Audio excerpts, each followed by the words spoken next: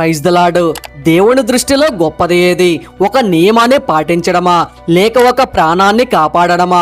ఈ ప్రశ్నకు యేసు చెప్పిన సమాధానం మనందరికీ ఒక గొప్ప పాఠం. బైబిల్లో మార్కు సువార్త 3వ అధ్యాయం 4వ వచనంలో యేసు ఇలా అడిగాడు, విశ్రాంతి దినమున మేలు చేయుట ధర్మమా, కీడు చేయుట ధర్మమా, ప్రాణరక్షణ ధర్మమా, ప్రాణహత్య ధర్మమా?